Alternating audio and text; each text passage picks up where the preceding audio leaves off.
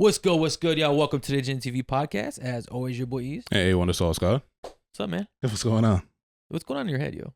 Like, what do you mean? Like have you become like one of those woke guys? Yeah, at this point, I'm assuming the full identity of, it was all the toxic masculinity and the misogyny, and I feel like this was like the last piece to like top it off, Oh, I'm about to say, I feel like those guys are like the most misogynistic, man. Exactly. When you would put one of those on, you know some rubbish. That's what I said. It was the toxic masculinity, the misogyny, and now this is like an outward appearance of like what's inside, When was this transition?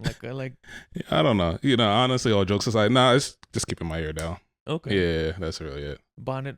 We're over bonnets now. Don't think I would wear a bonnet to the podcast. Okay, all right. It's the cooler version of a bonnet. Yeah, it's like I could have wear do-rag, but my do-rag would be like super puffy. So like I would just decided to wear this. This whole dread journey, man, it's a doozy. I ain't gonna lie to you. It's cool. The problem is just my like keeping it maintained is the issue. Like you have to. The problem is like with dreads, you can't get it restyled so much. So you have to wait a little bit in between in order to like, I guess, maintain like good hair health. So there's like long periods of the ugly phase. Yeah, pretty much. Especially because like I don't have like actual locks yet. So like it's gonna take a while. Yo, when do you think you actually like from beginning to end? Like when do you actually get like the locks? Like I'm talking about the locks. Like so they say that your hair doesn't mature until like anywhere from like a year to could be like a year and a half, sometimes 2 years.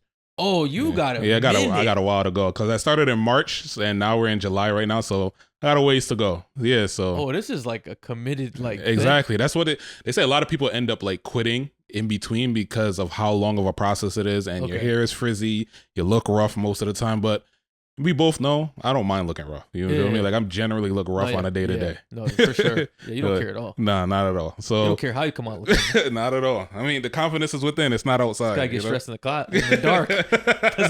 doesn't face him at all. Nah, not at all. But yeah, so for me, it's like it is what it is. It wouldn't be. I've had to defend you in these streets. Defend me? In what ways? In what ways have you defended me? Yo, what's up with your man and haircuts? I'm like, really? Somebody asked you that? Multiple people have asked me. Really? Yeah. It's for me. It's like, all right. You know what? And I got to I'm out here like, I'm like, you know what? He gets bitches, all right? Ignore it. That's all y'all need to know. Don't worry about it. It works for him. All right? Nah, real shit. It's like, here's the thing. For me, generally speaking, like, I know it's so cliche to say, but I don't feel like I have anyone to impress. You feel me? It's like, I feel like I could keep up with my maintenance, like my haircuts a little bit more often and get like shape ups and stuff.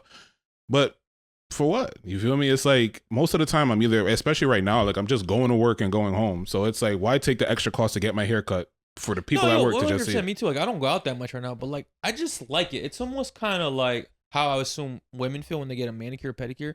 It's kind of like a self treat for me. Yeah.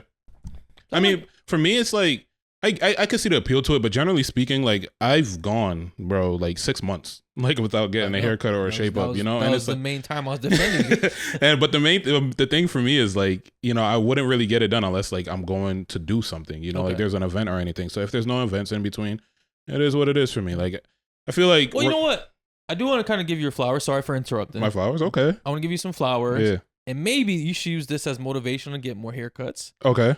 I see you finally started taking your personal content creation a little more serious. I did. Yeah. So actually, kudos to you. Like this guy's been on my back since January. I haven't been on your back. Pause. All right, we could say front. No. Like that's worse. Like we're making eye contact. I'm holding you. No, hold up. No. That's wild as fuck. Nah, but, so just since January, like he was like he's gonna take his content creation a little bit more serious, and just kind of building our own identities. And honestly, I've been just dragging ass with it. Like I came up with excuses, me valid, but then honestly, in the grand scheme of things, here's the thing about excuses. Right. They could be valid. Right. Bro, a lot of excuses are 100% valid. Yeah. But at the same time, they're irrelevant because no matter how good your excuses are, the thing that you want to get done that you're using excuses for isn't getting done. Right, absolutely. So you could have the best excuse in the world, but at the end of the day, you're gonna still have no result. And that was the thing, like I initially I was gonna create like this content or this finance channel, and I started going like I hit some roadblocks with that, but then after a while, like I was just more so focused on like actually getting my finances in order. You feel me? And to me, it's like if you have time in a day, it's like, am I going to allocate that time towards something that isn't directly making me money or something that is directly making me money? So around that time, like I was like, okay, well, I'm just going to focus on work rather than like going out in the street and asking people questions and stuff. But then as time went on, you know, like we were, you would constantly be like, as I would send this guy a TikTok and he would immediately reply back like, you need to just you need to get started. And I'm like, man, like, all right, I get it. Oh my God, it's so hard picking up the phone that's already in my hand and shooting a video. Like I was like, all right. So then like we had some conversations in between them, like what I was gonna do, and then ultimately just deciding to just do it. You know, like just not even just overthinking it. So for me, it's like my problem is I like to be like perfect with like things that I want to get done, and then it ends up like which delaying. is also ironic to me that you don't get haircuts because I feel like that's like anal people typically get edge ups all the time because they like everything like perfect. I mean, to me, it's like it's just wasteful energy in a sense, you know. So it's like if I'm gonna put my energy towards something, I want a return on it. So it's like most of the time, like I generally have somebody. You feel me? So it's like, who am I bagging at this point? So it's like outside of that, cheat. Cheat. Now we don't promote cheating on Gen TV podcast.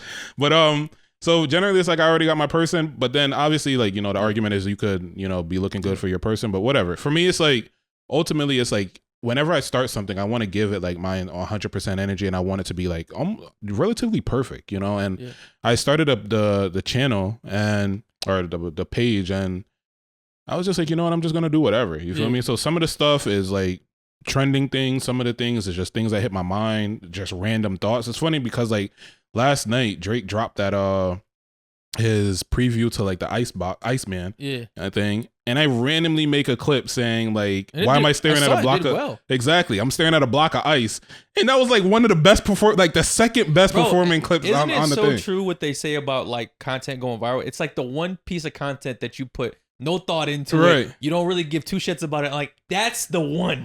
Like, that's probably going to be your best performing. Yo, the one that you spent 6 hours on? Bro, I don't... 300 views. I don't understand it. So I had like 2 good videos this week, like right? TikTok feels when you care too much. I swear. The thing is, I don't understand it, right? So I'm gonna explain this to you.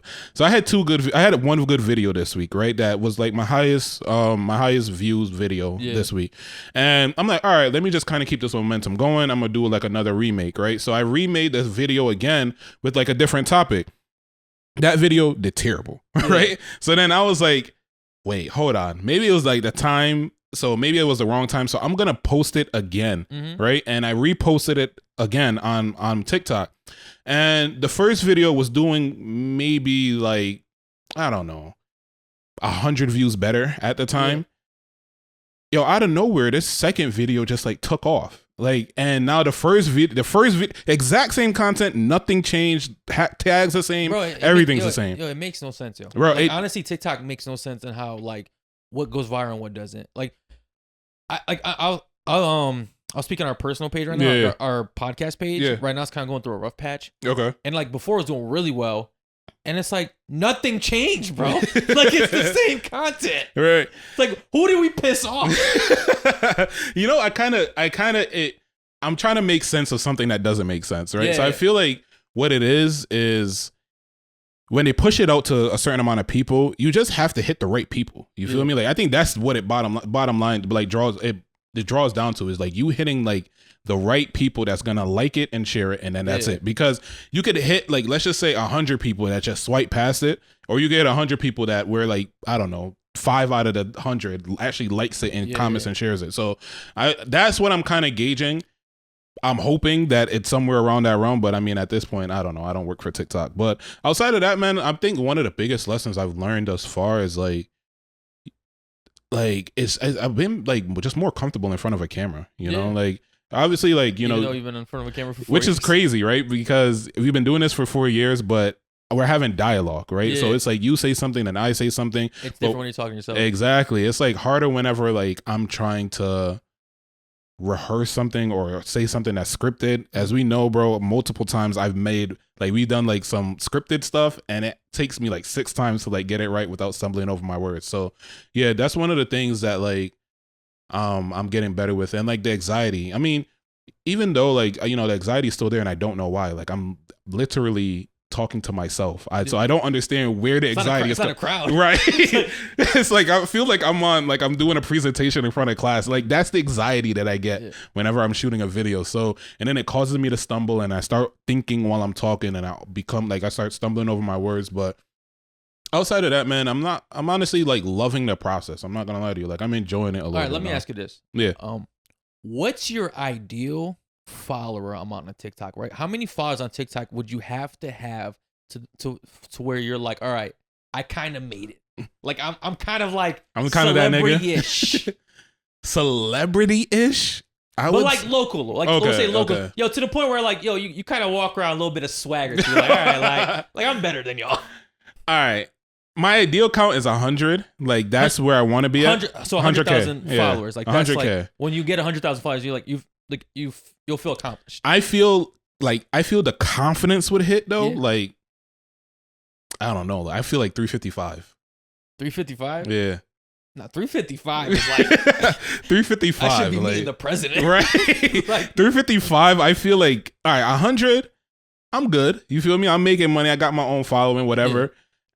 I'm kind of unsure if people know me or not. Yeah. 355, y'all niggas know. Y'all know who I am. Like it's A1. Like, where's the pen at? Let me sign the autographs at this point. Like just sign them.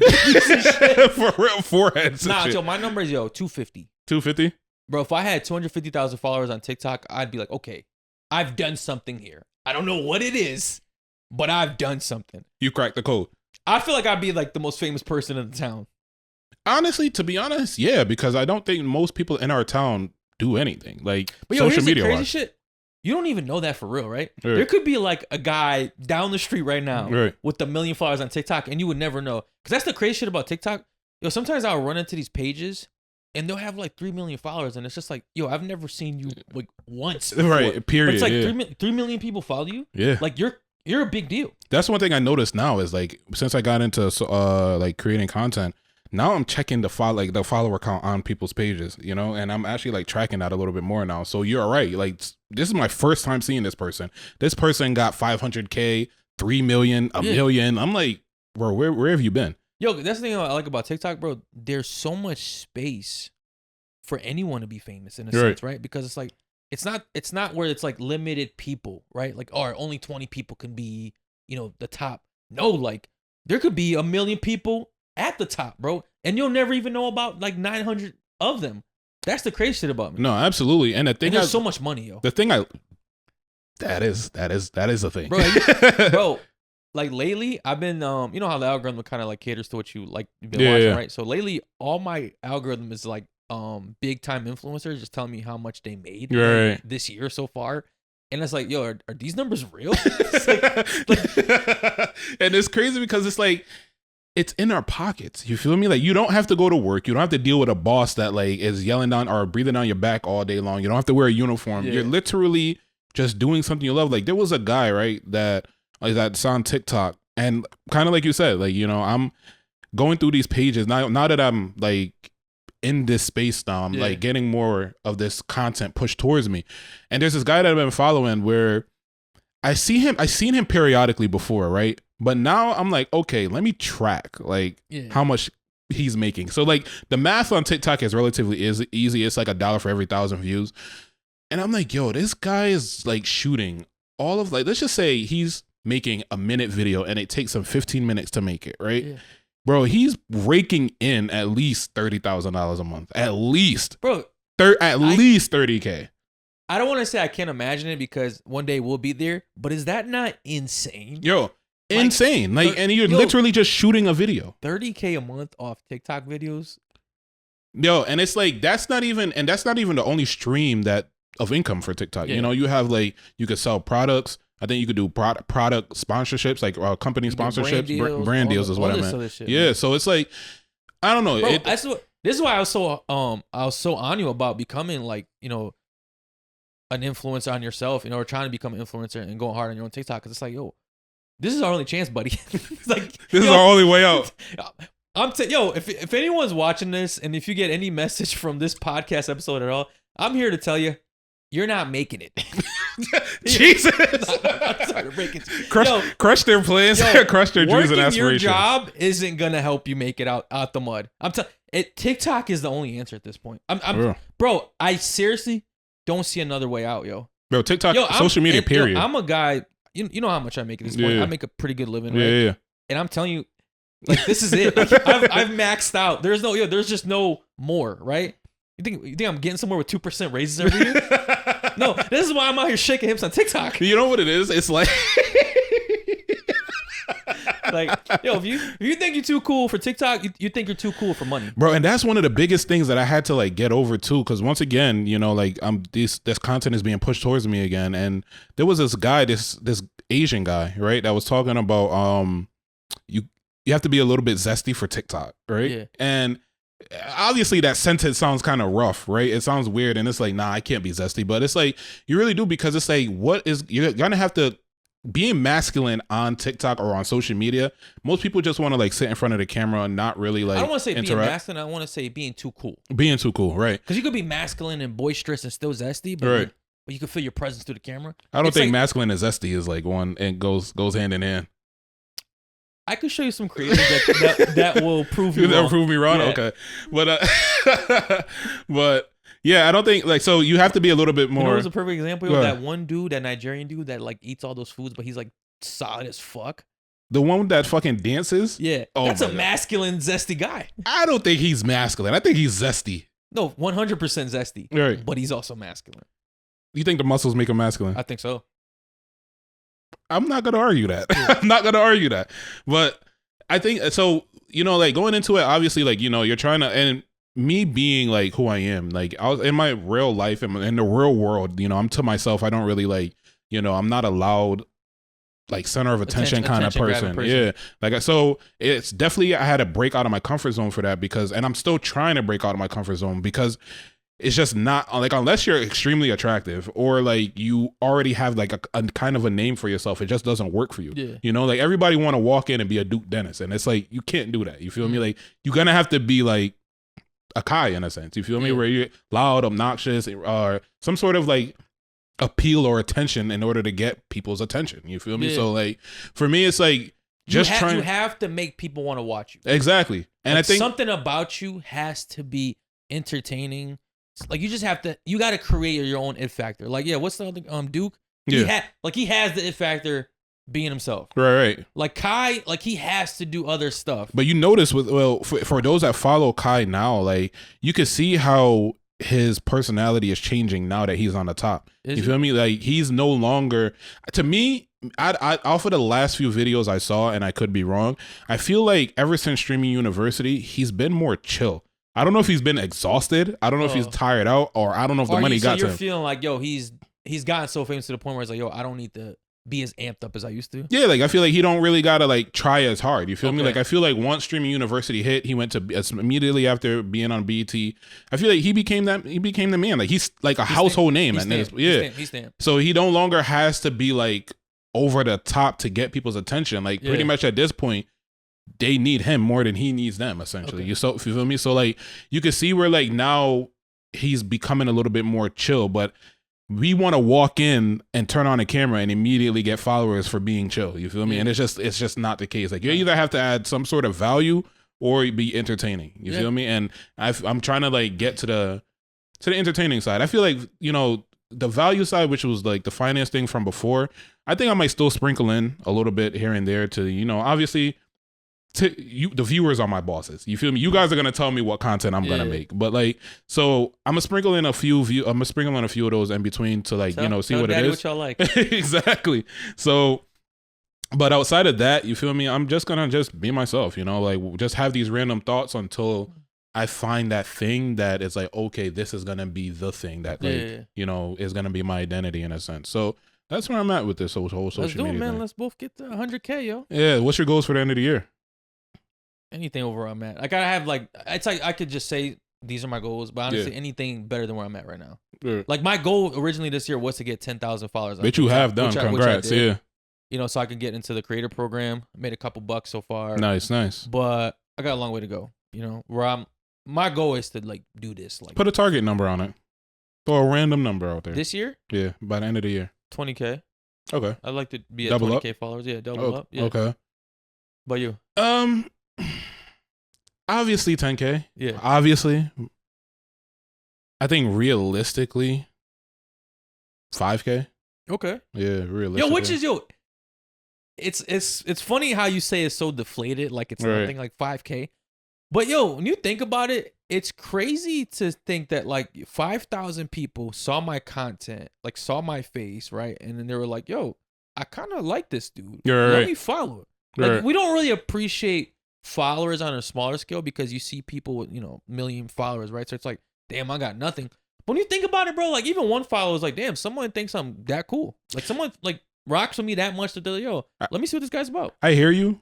I'm not taking that approach. I'm bullying my followers. Like I'm in the comment section telling people like, yeah, make sure to follow. Like if you want a part 2, make sure to follow. Like I'm actively telling people. For sure. No, like, I'm just thinking about like the thought of like, someone just finding you interesting enough, right? It's like, appreciate you. It's funny because even I made a video saying like, yo, I don't know what I'm gonna do today, but I'm bullying y'all into following me, right? And a guy comes in my comments and was like, all right, I heard you, but I'm gonna follow you, but I need you to follow me back. And I was like, you didn't have a choice. So me and him are going back and forth. And he was like, you heard what I said, and we're going back and forth. And then funny enough, like y'all were just flirting in the comments. Essentially, a little sword competition. Guy trying to be TikTok famous by any means. By any means. Zesty, Tell me what to do. Zesty.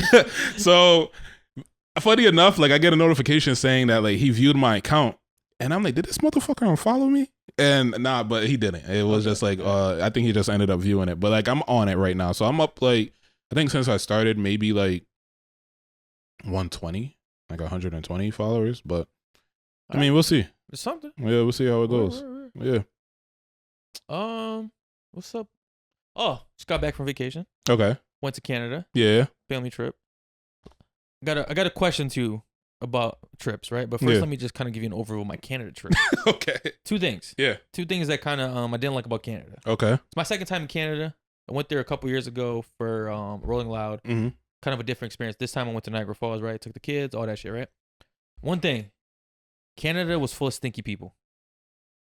Like, and I'm not saying it's directly the Canadians that were stinky.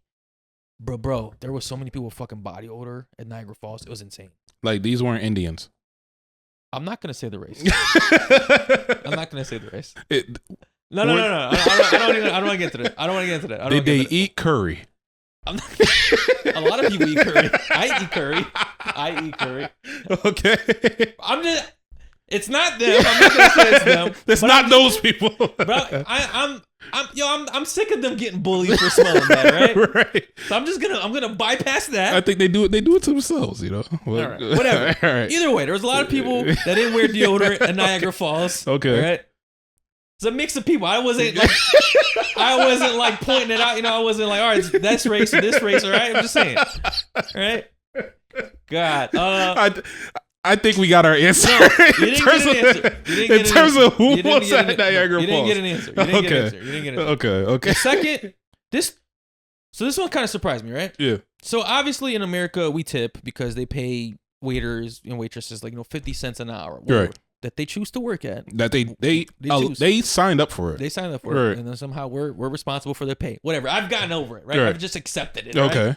We're pretty much responsible for waiters, income in America. Not only am I feeding my family, but I'm feeding yours as well. Whatever, right? So in other countries, they typically pay waiters and waitresses, the minimum wage or a fair amount. So you don't have to tip, right? Right. Like in Brazil, you don't tip. In Barbados, do you guys tip?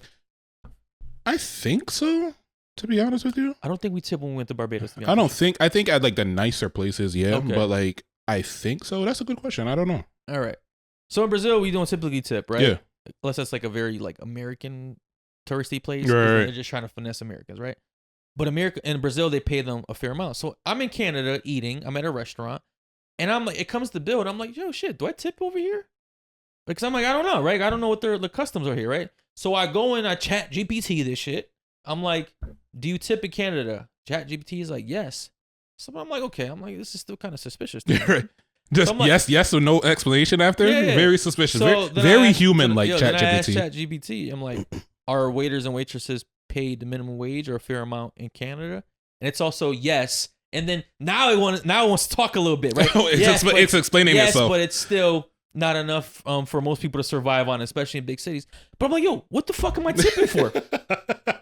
Y'all getting paid like minimum wage. Y'all doing better. Like y'all double dipping. Yo, for real. And it's like you pretty much not only all right. So it's one thing in America to be like, I guess, helping the next person out, but it's like you already make what you make. Yeah. Why do you need me? Yeah.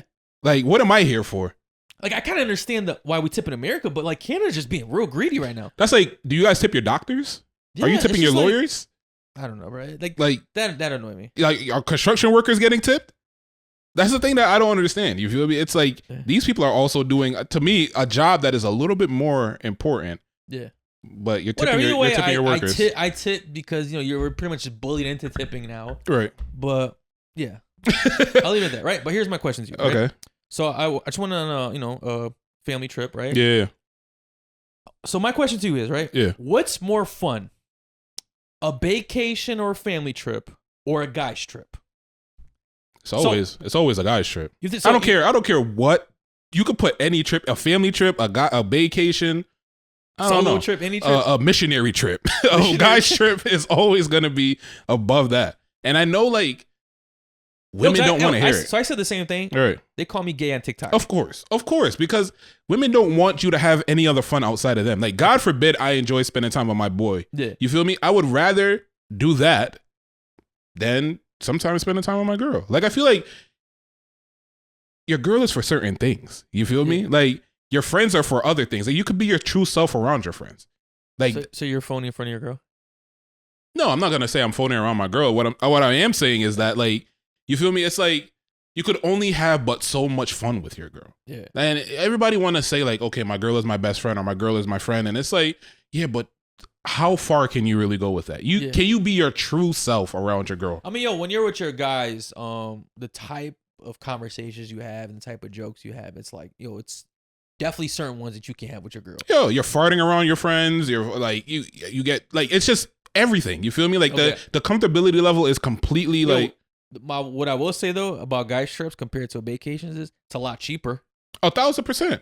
1,000%. Like, you're telling me that I have to pick between two options. I could go on a trip where I have to fund an entire person's full experience, or I could go on a trip where I can just fund my own experience. Yeah, obviously, like, we're picking up drinks and we're sharing experiences. Like, you may get this time, I may get that time. But generally speaking, depending on what friends you're with. Right. But generally speaking, it evens out. Okay. Like, it kind of like levels itself out. Maybe a little bit more expensive. Okay. But like, overall, it's not going to be anywhere near as expensive as you going on a vacation. And then two, I'm not arguing that much on a guy's trip. Yeah. Like, we feel like we may have like a little disagreement. We may not agree on a certain thing.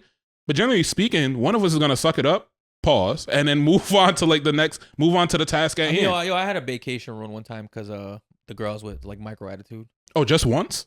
Yeah. I feel like this is a common thing. Like, generally speaking, like, there's something along the way that, like, whether it's a planned activity, them wanting to do something that they wanted to do and you kind of not being along with it or going along with it, or you wanted to do something, or just the dynamic as a whole, like, just causes friction. You feel me? Like, at some point there's going to be an argument. And then, like, I feel like the thing that sucks is, like, when you argue with a woman, you don't win. You feel me? It's like you lose one way or another. Like, you lose when you're wrong. You lose when you're right. Like, you feel me? Like, you just lose. You feel me? Like, even if you're right, she's gonna feel some type of way. You're gonna have to like cater to her for a little bit because you were right. You ever start an argument with your girl? An argument that you were 100% correct on, and somehow end up apologizing. Exactly. You're the. Because their thing is like, well, you're right, but I don't like how you said you're right. My point. You feel me? It's like, to me, I just don't understand it. So it's like, regardless of whether I'm right or wrong, I'm wrong. You feel me? And it's like with guys, there's a threat there. You feel me? So there's a mutual respect there. I feel like women have like this false sense of like a threat with a man, but like, they still will say things and do things and maneuver in a way that was like as if they don't care. We have to kind of they know that you won't hit them. Exactly. You feel me? With the guy friends, it's like, okay, like there's just like that line where it's like, all right, like we may get here, but we're definitely not gonna get right there. Once you get here, like you're already just exactly. You feel me? This trip's done. This trip is done. Somebody's getting hurt. Yeah. The friendship might break apart. You feel me? So it's like, is it that serious? Is it worth it? You feel me? So generally speaking, like we would bow down before it even gets to that point. With your girl, she's not bowing down. You feel me? Like she's like, break up with me. All right. So bottom line is, guy strip as gay as it sounds, bro. Like I'm having more fun with the bros. Okay. Having way more fun with the bros. All right, man. Time. Don't ask me what's happening. I've been on some guy trips with you. You didn't have to say all that. All right. Time for my favorite tweets of the week. Ready? I'm ready. Favorite tweet. That first 20 minutes of acting like we didn't link up the fuck is so goofy. Why are we here? Like, what are we doing here right now? You don't like it, yo? I hate it, bro. Like, it's you don't like a little verbal foreplay? So, don't get me wrong. Like, I do like I do like to make women feel comfortable. You feel me? Like, I feel like the more comfortable they are, the more they can have a conversation. Like the more open they are, the just nastier they get. Right? You feel me? So it's like, and then they trust you more. Like the more likely you can like double back on it. So like for me, generally, it's like I'm okay with it, but it is super awkward. Like it is like a thick air when you get there. Like I actually got a story. You don't like when that sexual tension builds up through the conversation, bro. Sometimes and then sometimes no. Like, I got free cum just. Shit be like a Rottweiler just foaming at the mouth. That's how you end up losing control. You crash and burn immediately. So I got kids. But nah, like I like it, but it's like, all right, enough is enough. You feel me? And I feel like 20 minutes is good. It's never 20 minutes. It's usually like an hour, bro. Like being realistic. That's a long time. It's like an hour and a half. You're talking and you're talking about her day. Man, I don't give a fuck about none of this. Like I'm here for like, you're here for one specific thing. And let's get to that. Not to say like, I don't care about you, but I'm here for a plan. And you know what's funny is that one time, like I was that person in the situation. You did too much talking? I did too much talking. So like there was a point in time where like, there was like this trend going around where it said, I'm feeling sad. Send me a picture of your titties. Right. Okay. So I screenshotted it and I posted on my Snapchat. Okay. The titties. Put the bait out there. The titties came through. Oh, came through? Yeah, I had like five pairs of titties that came through. Right. 5 pairs of titties? 5. Right. And so that's like 20 titties. No, 5 pairs. I'm adding. 10 pairs of titties. I'm adding each titty. Okay. I'm adding each titty individually. Okay. So I had 5 pairs of titties that came through, and one of the titties, or in one of them, one of the pictures was actually from somebody that I've never like been with before. Right? It's some new ones. So of course you know what takes priority. Exactly. So you put all the other titties aside. right. So I've been there. I'm not re-eating the same food I already ate. So I ended up texting her, and I think I sent like the eye emojis. And immediately got to it. Like when are you free? She's like, tomorrow. It was either tomorrow or it was the Thursday. Okay. So it was like either tomorrow or the day after. And I'm like, oh, like I'm free too. So she was like, cool. Like that was it. No long. I'm not talking myself out of it. You feel me? Like I'm just like to the point. This is the plans. What it is. What it is. She pulls up. We're talking, and we're having a conversation. And I could just see that like, her interest just dies. The conversation is good and good conversation. You feel me? But like you're talking yourself out. I'm just like, she's not talking it out. Like I'm putting the pussy to sleep. You feel me? Like it's just like whatever moisture was there is just drying up at this point. And I'm like, all right, like I just gotta go in for the kill. And I went in for the kill immediately. Like immediately when I said like, all right, I'm ready, or I started to make a move, it was up. You feel me? Like there was no hesitation, no nothing. And I was the person in this situation that did a little bit too much. Like did a little bit too much talking. But I don't like when like a girl comes over and she tries to act like she's not here for a specific purpose. You feel me? Like we had all of these text messages, we had all of these conversations beforehand. Like, where's that energy when you get to the house? Okay. All right. Well, that's just how I feel. I mean, 20 minutes is good though. If in an ideal world. Right. All right. Next one. Favorite tweet. This one had me dying, bro. just unzip. This is from a woman. Just unzip this man's pants, and the condom was already on. Like, bro was ready. Like, bro, I've never even thought to do something like this, but I gotta tell you, this kind of changed my perspective a little bit. I'm like, yo, this saves a lot of awkward time. Yo, because you know, the rare times I do wear condoms, right? The rare time is crazy. It's like, I hate that like 30 seconds of like ripping it, kind of unfolding it. Sometimes I put it on the wrong way. I got to do a little exactly trick, the bounce. It's like, yo, I hate that. To me, that's the worst part because and they're just staring. So I hate when they stare. Like, you don't know what you're doing. Like, this is your first time. Like, hold on, sorry, I made a mistake. You feel me? But for me, I don't know. I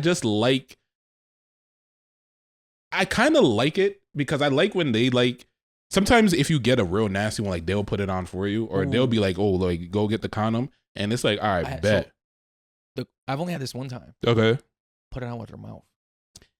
That is a thing, bro. I've had that one time as well. Like that, when they did that, I was like, yo, I might just release right now. First of all, she did it, and I was like, oh, I think you're a hooker. Normal girls aren't doing this. Aren't doing this shit. Like, I don't know. Where did you learn this skill? Like yeah, this is like a lot of red flags is going on. I was kind of young too. I'm like, this is intimidating. But nah, like I can't, bro. The bro was on demon time. Like, you need to lock that man up. You walking around with a fucking softie and a condom, or unless you walked in there bricked up with a condom already on, that's just insane. Like, all right, man. Favorite tweet. This one's interesting to me. Dude's 30 years old. The fuck you doing at a pool party? Felt personally attacked. Right. I'm in my 30s. Can I not have fun? And I enjoy pool parties. Fun stops at 30?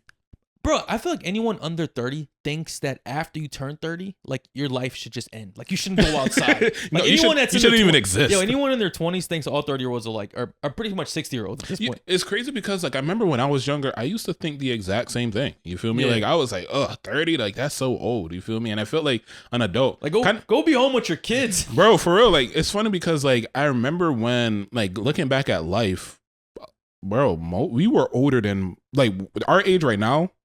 We're probably older than most of our teachers, and I'm around the age of where like my mom had me. You feel me? So it's like you're generally not that old compared to like what your thought is on like what somebody that's 30 and above is.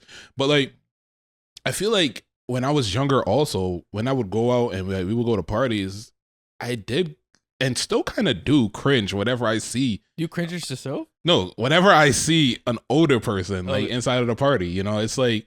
Like you're still doing this? You feel me? It's like, yo, but here's the reality of life, right? You don't really get to an age where you want to stop having fun. Like if you can physically move, bro, you want to have fun till you can't have fun. I think there's just a different. No, I think there's like crowds. I think your crowds should definitely change as you get older. Right. Like you shouldn't be in your like 30s, 40s partying with like a 21-year-old. I think, but unfortunately, it's like, especially in like our city, like what options do we have? Yo, you know what I used to think was wild when I was younger? Like when certain parties would be like 26 and up. Right. I'm like, who the fuck wants to go to that shit? The snooze fest? Senior citizen party? What do they serve at tapioca? Facts, the tapioca shots. Right. Rice pudding? Where, yo, now it's like, oh, I get it. Like, I want to be around people my age. Like, I still want to party and have fun, but I need, like, bro, I wouldn't even be mad if they did 30 plus parties at this 30 point. Plus party? See, I don't know if I could do a 30 plus party, bro. I just think 30-year-olds generally are like boring. No, are you nuts? Bro, I feel like we're the wildest 30-year-olds that's ever been. I think we're the wildest. I think, however, right? I don't think it's as concentrated. Like, I feel like it's definitely like spread out. So I feel like if you just like grabbed 130-year-olds, I feel like it's not gonna, like, a party wouldn't be as lit. The thing is, the 30-year-olds right now are the last people to experience real parties. So right. The 20-year-olds right now don't know what real partying is. Bro. That's why this shit's be so whack. That's why they always complain about it. Yeah. So the 30-year-olds right now we're the last lit 30-year-olds. And I feel like that's kind of why like there's like a little bit of hope for us. But in terms of like a 30 plus party, bro, I just don't think that the average city, like a one location would have like a good. I'll have a good time. Whole state type shit. It's not like one. I think one city definitely can't. Right. I don't know. Waterbury might. You think so, bro? I feel like all the 30-year-olds in Waterbury right now act like they're fucking 18. And I don't even mean that in a disrespectful way because I'm also kind of a part of that shit, like in a sense. But like, yo, I feel like they still like are lit as fuck. I feel like, yo, when you go out and most of these spots, it's like 28 and plus. But do you feel like it's fun though? No, but I think it's just because there's been a culture change. I don't think it's specifically the people. Okay.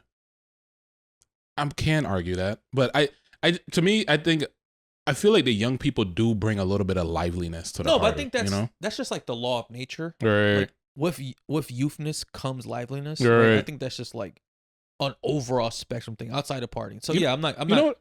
You know what I could do? I could do like a 30 plus like lounge or like a 30 plus like hookah lounge or something like that. Brunch. Yeah, that's what kind of vibe, you know. But like a bar scene, I don't know, because the club scene is kind of pretty much dead right now. I feel like a 30 plus women come with their own money. Yeah, but they also come with like kids and a bedtime. Which is your favorite? Which is your favorite thing? With kids and a bedtime, and I'm not hearing any negatives for you, buddy. They fall asleep early. Okay, yeah. Get out by 10, fuck by 10:30, bed by 12. That's if you can. I feel like the older they get, the more higher the standards. Like it's all for Facebook. they don't believe in those. It's all facade. It's all lies. It sounds good. All right, next one. Favorite tweet.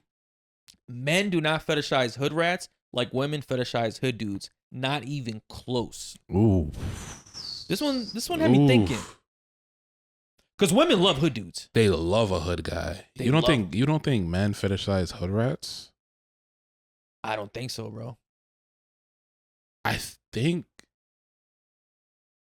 they do a little bit. You think dudes like hood rats? I think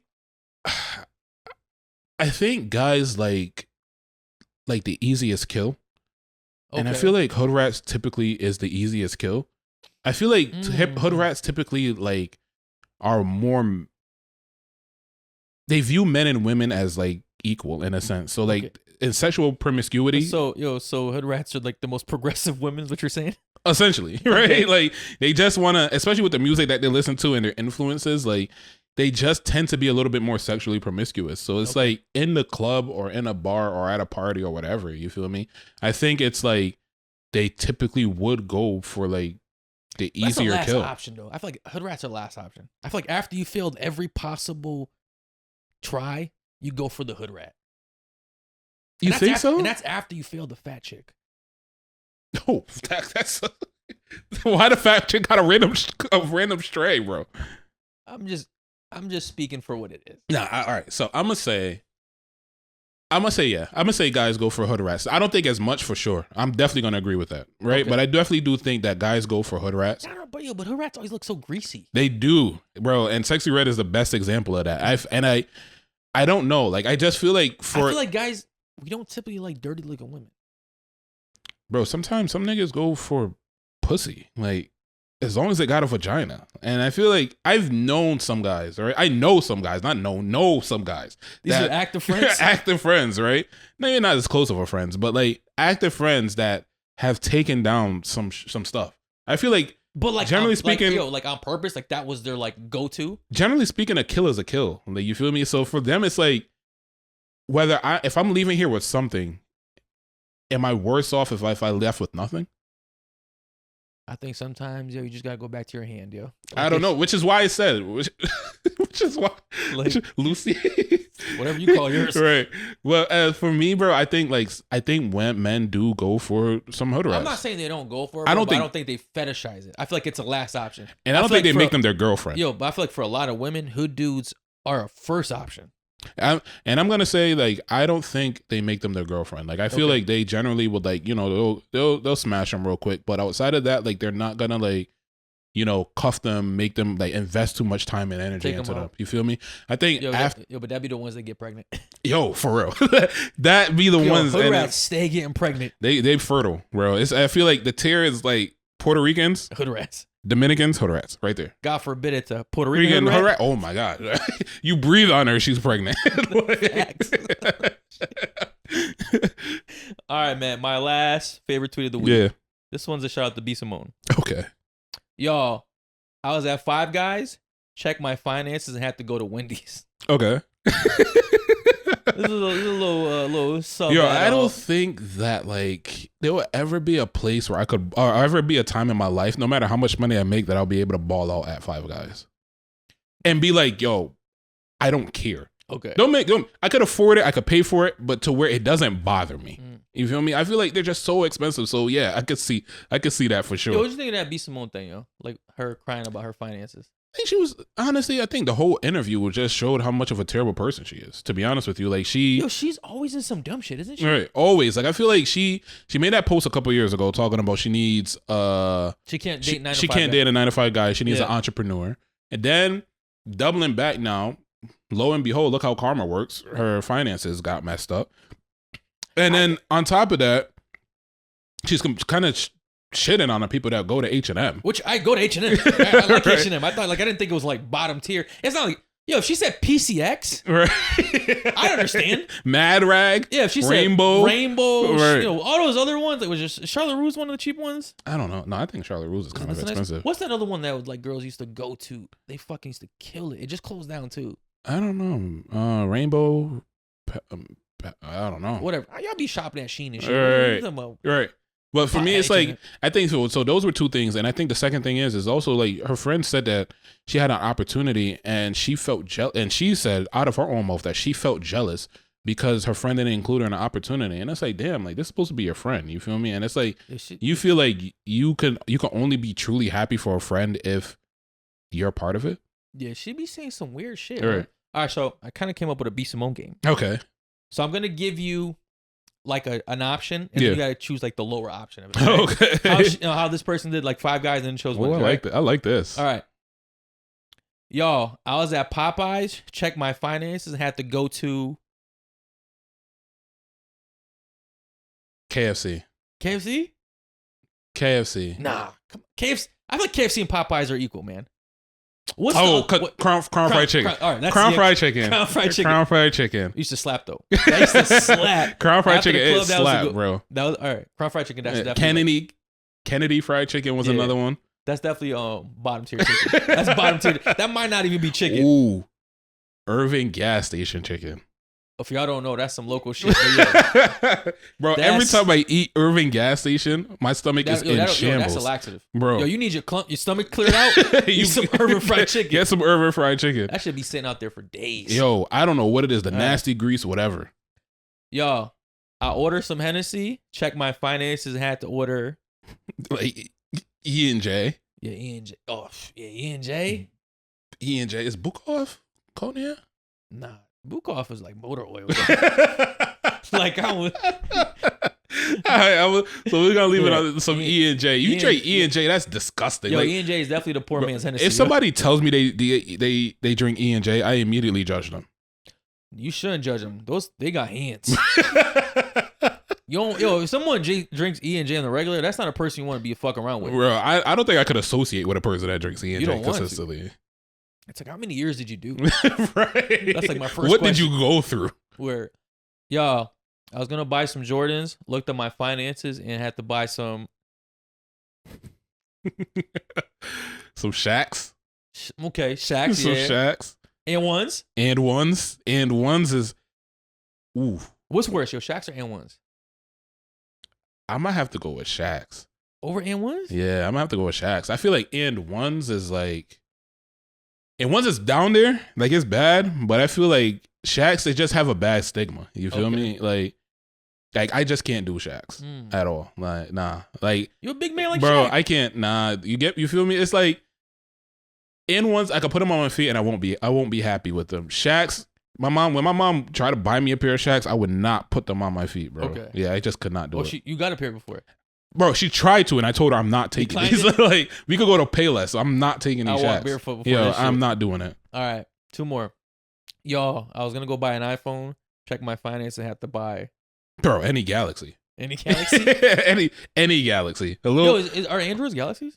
Yeah. Okay. All right. So anything. Any Androids. Yeah. Any Android. That's what I meant. Any Android. Gotcha. Yeah. All right. Last one. Yo, I was going to buy a Benz, check my finances, had to buy. Ford Focus. A Ford Focus. Ford Focus. Buick.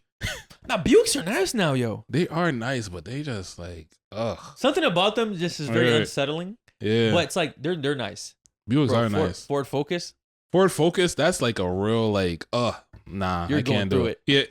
This was the last resort car. This was either a last resort or you are a penny pincher. Like you do not want $1 misspent, but you focusing on every penny, right? But I cannot do, bro. I don't even think I could fit inside of a Ford Focus. Like they're so small. Like they're just not for me. Oh, they're gonna tear you up in the comments. What can you fit in? I got a Ford Explorer, actually. Big dog. Big dog. All right, man. That's my favorite tweets. I like that. I like that game though. Yeah. All right, man. So let's talk some finance. Let's talk it. All right. So where are we at with our finances? Shit, bro. Not too much. I've been a little stuck lately for the last month. I think June, July has not been the best financial month for me. Really? Why? Full transparency. So haven't been working as much, and then I kind of just went on that family vacation I talked about in Canada. Yeah. Wasn't too pricey. Okay. Turns out the dollar goes a long way in Canada. It does. Yeah. It does. Yeah. So I got a little more bang for my buck. Well, how much would you say you spent total on that trip? On the total the Canada trip, maybe like $1,500 altogether. That's actually not bad. I feel like we could do $1,500 on a guy's trip easily. Yeah, but that's like $1,000 on alcohol. Like, right. But I mean, $1,500 for like your entire family to go. That's not bad, bro. Yeah, that's really good. It don't feel that good. No, it's not. It is, but it don't feel that good. So I just been paying off my credit card. Yeah. But so I think on my last update, I was at $19K. Yeah. I'm only at $19,500. Okay. So 500. 500 plus. Yeah. 500 so closer. It's still good. So you got what? 11,000 more to go. Nothing serious. I mean, judging by the rate in which you got this 19,000, I mean, it's relatively on the slow side. So, I mean, it's not that bad. But I mean, it's funny because I'm actually like kind of going through the similar thing too, where like I haven't been picking up as much hours like overtime wise. I've been getting it in like spurts, But is it a choice for you or no? No, it's not really so much. For me, it's been more of a choice of like I'm just trying to enjoy the summer a little bit, man. Okay. I feel like I've had so many summers where I've just like grinded them. Yeah. So this summer, especially since me paying off the mortgage, I'm like, let me try to enjoy the summer with my kids. My older son's going to 6th grade. He's kind of already getting to that age where he's just like, who's this guy? You're a little rebellious now. Yeah, a little rebellious. It's like, he just kind of wants to talk to his friends, hang out with his friends more than me. So it's just like damn, man. He's shedding a tear now. My road dog. Nah, it definitely, bro, you hear about this shit, growing up. But when it starts happening, it's like, this hurts. Like he's having his own identity. You're my baby, bro. Right? Like you like.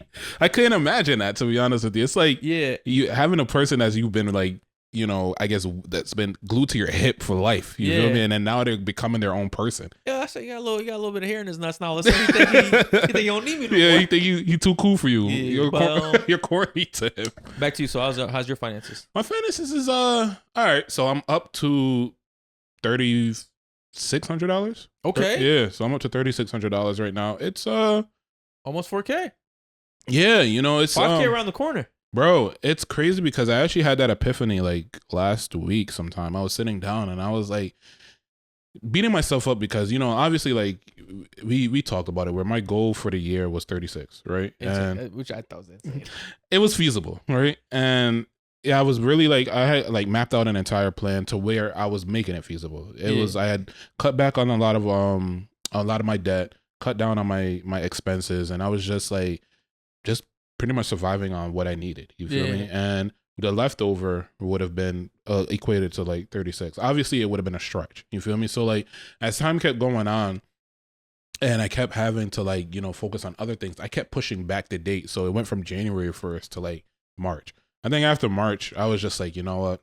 This just ain't happening. You feel me? It's just like the overtime isn't picking up, isn't as like plentiful as it was. Like I went from like 150 hours every 2 weeks to like now down to like I think my peak was 163, and now like that's game. You have no life for 2 weeks, bro, for real. And I didn't care. You feel me? Like we already had conversations where like this year I was really just gonna like lock in and focus. And so for me, like going from like 150 hours averaging to like down to like 90 hours, 80 hours every 2 weeks. It's like, which is still some overtime, but not obviously right. As much. It's not as much. So it's been a little bit harder to just like, keep up with, depositing $3,000 like every month. So But yeah, this past paycheck, kind of had like a little hiccup. Back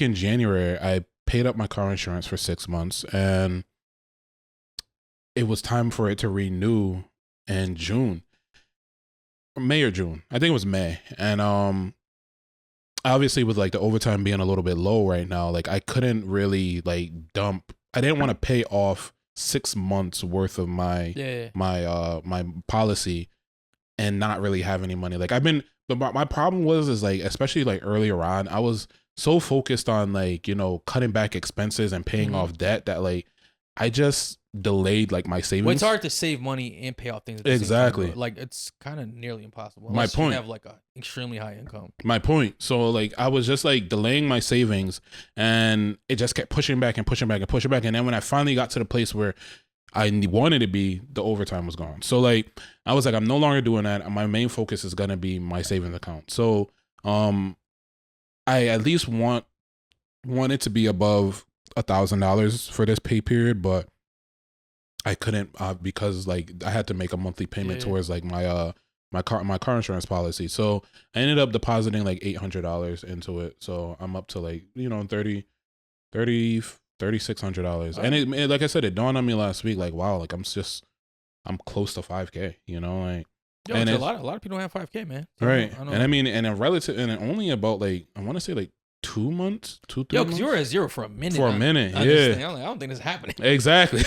Like, hey, bro, it's like, yo, I just kept like delaying and delaying, but it's like, obviously, like I'm delaying for purpose, you know? And it's like, I'm delaying because I want to pay off my car, and then I paid off my car insurance, and then I paid up my credit cards, and then I paid off like just so many different things. And now it's like, you know, all right, I'm just focusing on this. So yeah, I'm up to 3,600, and I'm like $1,400 away from 5K. Good job, man. Good in job. Like 2 months. Yeah, so flowers. We appreciate that. I mean, we'll see where the end of the year takes me. You know, I don't know if you said 10K. I don't know. We'll see. I feel like 10K is a good amount. I feel like 10K is a great amount to have in your savings account, bro. Really? Have you ever had 10K saved up before? I have not. So here's the thing. I've had more than 10K in my life, but active savings, like money that I put towards it. No, I'm not talking about any type of like retirement accounts or anything. No. I'm not talking about a retirement account. Like I've had 10K, but I've had more than 10K, but it wasn't savings. So I ended up getting into like a car accident some years back, and I got money. But what I'm saying is like money that I'm like actively saving. No, I've never actively saved up to 10K. Okay. So, but for me, it's like, I think 10K is a good amount. I think it's a great starter. I still don't think it's quite enough. Only reason being is because I feel like, especially with how expensive things are today, you know, God forbid, a car accident, an expense, a medical bill, whatever. 10K can get wiped out quick. So right. I know what you mean as far as it's not a lot in that sense. Right. But I think it's a lot in the sense that most people don't have it. Most people don't have it. So, I mean, I'm not trying to like downplay 10K at all. You feel me? But in terms of like actually being able to, let's just say, I always like try to think about it like, okay, if something happens, will I have money left over? You feel me? And I feel like 10K isn't too much of like a reserve for a situation like that, especially with where we like the economy right now. You know, like it's like once we get to 10K, it's like, all right, like you're building up the savings account, but you're just not. I'm still uneasy a little bit. I know what you mean. Yeah. Like I feel like for me, which I've never had this amount. Mm-hmm. I think 50K is where like, yo, you're breathing easy. Right. Like having 50K saved up, like liquid, it's like, yo, you're like, anything could happen. Could take life by the horns. Like, yeah. But so what? All right. So 50K is an amount where you feel easy. What is, I guess, obviously outside of zero and realistically, but like, what is an amount that would like have you kind of like uneasy, panicking a little bit? Anything under 10. Anything under 10. Okay. I think 10 and above to me is like, you could. So I'm not too far off then. Yeah, no, 100%. No, I think 10K is like, it can get wiped out quick, but I think it could hold you over for a good couple months. Yeah. It could hold you off to the point where you get back on your feet. And that's what they say, you know, you at least want like 3 to 6 months of your what is it? Your take home pay, or 3 to 6 months of your expenses. You know, so some people say, I think it's expenses first. Big Ramsey. People say expenses first, and then after you want to work on your take home after. But so I think right in that realm, I think 3 months of my, or 3 to 6 months, I think on the low end for my expenses is about like 5K, and then on the top end is about like 12K. So like so I think we'll see if I'm able to hit that 10K. I mean, number. My goal of 30K will be the highest I've ever saved on myself. Really? Yeah, I've never had 30K. I thought you had more than 30K when you started. Not like in a savings account specifically just for savings. If you get what I'm saying. Right. Like I haven't like my personal like investing accounts. I have like spread over money. Like right now I have like 30K saved up. Like to add other stuff. I'm talking about like this personal like savings account where it's just like I don't have to sell anything. Like I could just literally take this money out as I please. Okay. Like I got close before I used that money for my mortgage. I think I was up to like 28. So I was like, all right, so I got a question for you. Okay. All right, so what do you think the average person our age has saved up? So not obviously we know like what most Americans have, but like let's just go based off of our friend group, people you may know, like people in our like spaces. Like you're not talking about like everybody in their mid-30s. No, about like our kind of close. Yeah, like all right, let's start there and then let's say everyone in their mid-30s. Okay, I think within my personal friend group, average amount, I would say between 10 to 18,000. 10 to 18. That's very specific.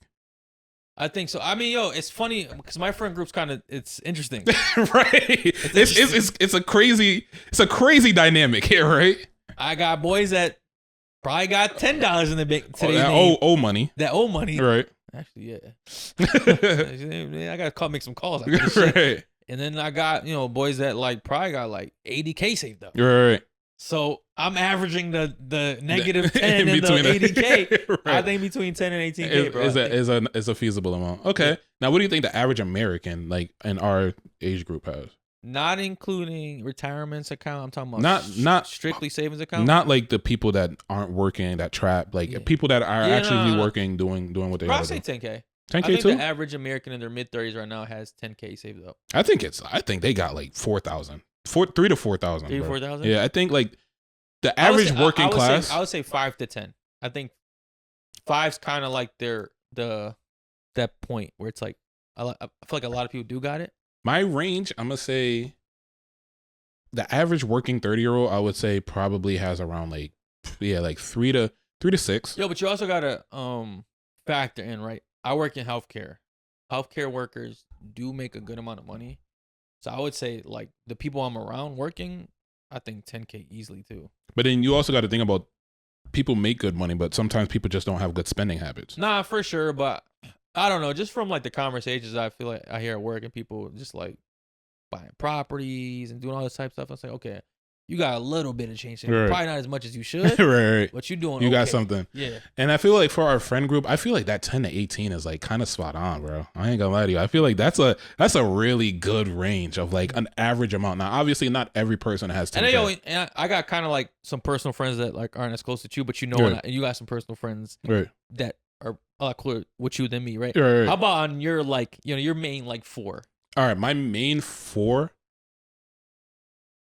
I would say like that about like that 10 that 10 to 15K, that 10 to 18K. Okay. I feel like it's more closer. Like if I'm not our mutual friends, you're talking about just my friends. Yeah, I would say it's closer to like about like 15ish. Okay. Yeah. Okay. I would think like closer to about like 15ish, but I feel like if we're including like everything, like the 10 to 18K is like pretty much average. Now, all right. So we talked about. You working at in healthcare, and that's a good paying job, right? So like we know that generally speaking, most people want to go into healthcare because of the money. Now, do you love your job? It's a very gray area to me. It's the best job I've ever had in my life, by far. Because I've had like some of the shittiest jobs you can have. You're right. But to say I love it, I can't say that. Okay. But it doesn't make me unhappy, if that makes sense. Okay. Like I've had jobs where I would literally be unhappy of thinking of going to work. I think it's a lot of people deal with that specifically because like they have to go to work and their job isn't making their life easier. I feel like you're in a position where like your job has made your life so much more easier. And it's not like it's obviously I have a good days and bad days. Right. Fucking last 3 days been terrible. Okay. Been terrible. Right. But I still wouldn't trade it. Yeah. Like, you know what I mean? Like I don't love it. Right. I don't love it. Okay. But I like it. Okay. So now I got a question for you. Okay. Would you rather make $60K doing a job you love, or $150K making a job you can't, and a job you cannot stand? All right. Can I pick where I live in the world? No. Current life. Current life? Current life. Fuck, bro. This is tough. You absolutely. I mean, how much do I hate this job? Yo, you cannot stand it. Like, every day you walk in, you're about to quit. Like, oh man, so we're like, you cannot stand it, and I'm like suicidal. Like, you're on the brink right now. There's people like worrying about me. Right. So 150K, you cannot stand this job, and the 60K, like, it's not even work for you. Like, it's like podcasting. Kind of. Oh, I don't want to say podcasting because it's yours. So it's like, it's different when it's like, it's your thing. You feel me? Okay, all right. So 60K, like, you go in. All right, man. It's tough, love. Because I got kids. And 60K in today's world, especially where we live at right now, man, that's really a tight budget. But I got my house still paid off in this scenario. I'll give it to you. Okay. I think I'm doing the 150 for a year. Let me finish. Okay. You didn't establish rules. Okay. You didn't establish rules. Okay. Do the 150 for the year. Yeah. And I'm gonna quit and then do the 60 for the rest of my life. Why the year? Just to rack up the money. Just to build a loan nest egg. Okay. Now 60K is just not cutting it. What's the dollar amount for you to not care about happiness? What do you mean? All right. So at what amount? Obviously, don't go not too high, but like, what's a realistic number for you to be like, okay, no matter how much I hate this job, I'm gonna keep showing up every day. Oh, okay. 350. Ooh. $350. So 349. You're like, I might leave. Nah, they'll keep me. They'll keep me. Yo, cause I guess anything over 300,000, it's like, I could tolerate the misery for enough years where I can make the misery worth something. What if they had a contract, right? Where they said that just one more thing. What if they had a contract, right? Okay. You at least have to work at the job for 15 years. Fuck 15. I'm 15. dead. Nah, I can't do that. I'm dying. You say you're dead. Nah, bro. I honestly think people don't take stress serious enough. Right. Bro, 15 years of straight like stress and misery, like you're not making it. I mean, because I'm telling you, you're literally not surviving that. Hypertension, like, bro, stroke, diabetes, like, everything. You're not making it. It's funny because, like, obviously, I was gonna say 5 years max. 5 years is too late. You feel me? Because I feel like you could go in and be like, all right, like, I'm just gonna get out, but like, it's not that light. I'm telling you, it's not that light. Bro, 5 years go by in a blink. Think about where you were at 5 years ago. COVID was 5 years ago. Go by in a blink because you haven't been that miserable. Right. True. I mean, I've had some low points, but I haven't been that That's miserable. what I'm saying. Yeah, like, yeah. yo, that miserable, bro. Yo, every day is like you're just getting shot in the stomach. You know what I mean? The moment you walk through the door, it's like you come out defeated. You have nothing to give the world after. You're not even making love to your wife at that point. You know she's cheating and you don't even care. Your kids don't love you. like you're just Squidward your entire life. But all right, my absolute last question to you, right? Would you take a lower paying job currently, adding mortgage into it, right? Adding your mortgage back into it for a job that gave you a decent amount of PTO? Nah, I already got enough. I got to get my PTO. No? Okay. All right. That was it. All right, man. Let's talk music. All right. So your favorite, my boy, dropped. Was it last night?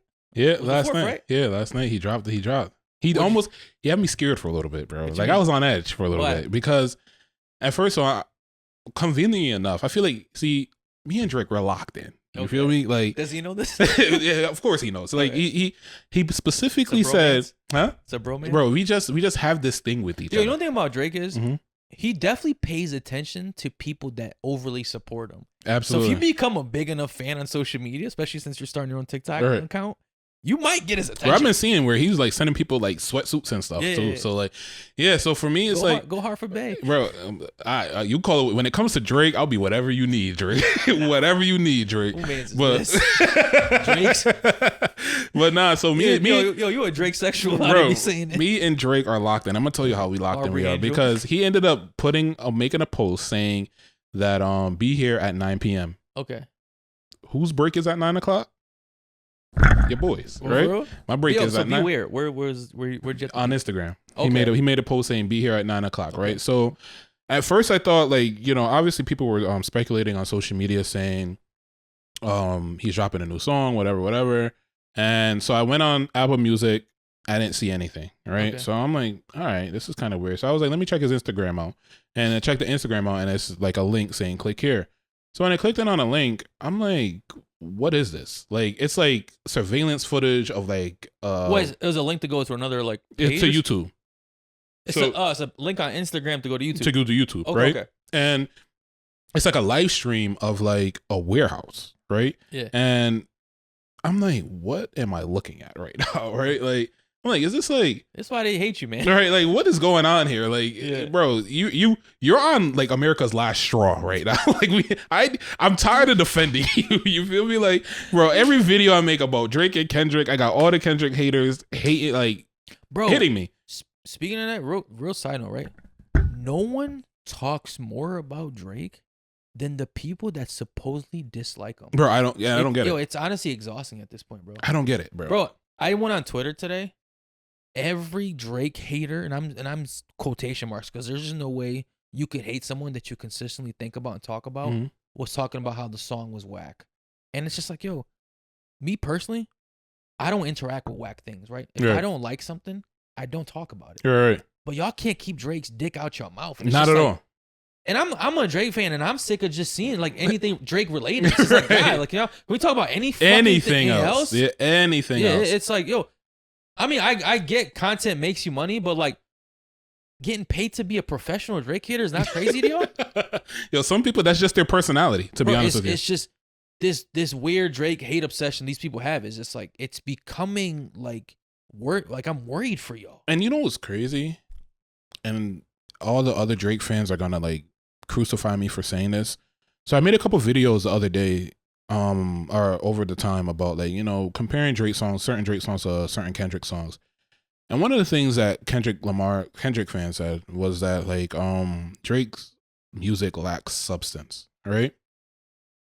And I wanted to argue it, and I couldn't argue it. Okay. You know, it's like I was going through trying to find songs that were comparable with each other. Yeah. And I generally feel, and I'm crazy, I feel bad I'm even about to say this out like in the open right now. But like, I honestly feel that like Drake doesn't talk about like anything of substance. I feel like Kendrick is definitely far greater at like painting a picture and telling a story. Yeah. You feel me? And I feel like when Kendrick raps, and it's obviously not situations personally that he has been in, but it may be situations that he's observed or somebody close to him that has been in. And I feel like that's where he has the upper hand on Drake. And I will admit it. You feel me? I think in terms of like Drake just goes through situations and raps about it that is relatable to us. Now, obviously, we're not buying Rolls Royces and we're not buying Van Cleef or bracelets and stuff, but like, Birkins or shit. Right. But generally speaking, like we could connect with like the heartbreak. We could connect with feeling like you've been played. We could connect with friends stabbing you in the back. We could connect with that stuff. So I will give it to Kendrick fans, and this is probably the only time you will ever hear me say it, that they do have the upper hand on that, right? Yo, the thing is like that's situational music. Like I'm not typically always in the mood to listen to that kind of music. Right. Like, bro, I like listening to music to feel good, to upbeat, right? It's like, yo, get me nice, get me in like just feeling that good, right? Right. I'm not putting Kendrick on for that shit. Like, but if that's what you need, like if a lot of y'all turns out had a lot of trauma growing up, for real, a lot of y'all got issues. Instead of seeking therapy, you are seeking Kendrick. Whatever works, which reinforces their negative traumas. Whatever works. I don't need that shit, right? That's why, like, a lot of Kendrick song to me doesn't have that much replay value, and I've said this before, but it's because like, I'm not trying to listen to this shit. It's kind of a downer, bro. Right. It's like Rod Wave. You know, it's like when you listen to Rod Wave, it's like this sounds good. Enough is enough at some point. Like I'm trying to catch a vibe. I'm not trying to go cry. It's like, and first of all, you're a fucking multi-millionaire. I know shit ain't that bad for you now. Right. Like, but for me, so going back, right? You know what's funny? It's like, Kendrick really panders to trauma seekers. That's what his music's for. I do like that because it's funny because one lady in my comment, she was like, I used to listen to a lot of Drake and I no longer listen to him anymore. And I feel like Kendrick's music is the only music that has made me cry based off of an experience that someone else has been through. And I was like, I see why you like Kendrick. Yeah. You feel me? Like you want to like identify with like, I guess a person's telling their story or telling a story. Yo, and this is why, like, all right, Kendrick's music 100% has more substance than Drake. Right. I even hate when Drake fans argue that. Right. There's obviously some Drake songs with substance in it, but a majority of it's not, right? Right. But a lot of the Kendrick fans are people that are looking for help through music. Like, a lot of y'all have gone through certain traumas in your life, right? And instead of seeking the proper help, you're using his music as an outlet. As therapy. Not the healthiest option, if you ask me. Whatever, do what works for you, right? And that's why a lot of Drake's music, right, is for people that are generally doing okay in happy, a little bit happier. Yeah, it's like,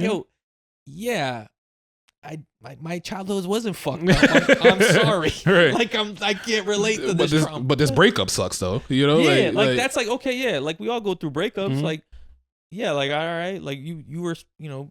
Your mom couldn't afford food for you when you was a kid, right? That's the kind of music you want to listen to. Remind you of that shit. Relate to that. Go ahead. All right, like, we didn't have the best of food, but I ate. Exactly. Like, that's the kind of music. That's like, Drake has this one song where he's talking about how his mom, I don't know, she didn't have money or something like that, or they didn't have, and she made ramen noodles. I'm like, right there. I could identify with that. That's me. Like, right. I never starved. Right. We ate a lot of ramen noodles. Exactly.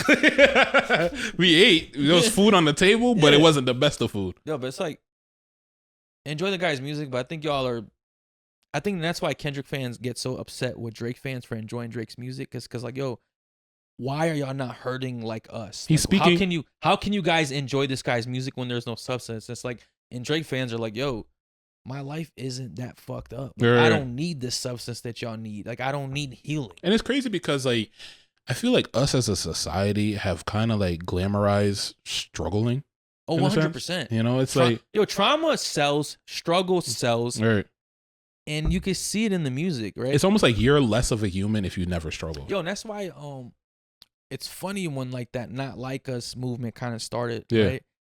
That's what they're really saying about him, right? You're not like us because your life is better than us. Like you can't identify with our trauma, and to me, that's not what hip hop is all about. But that's what he swayed him to think.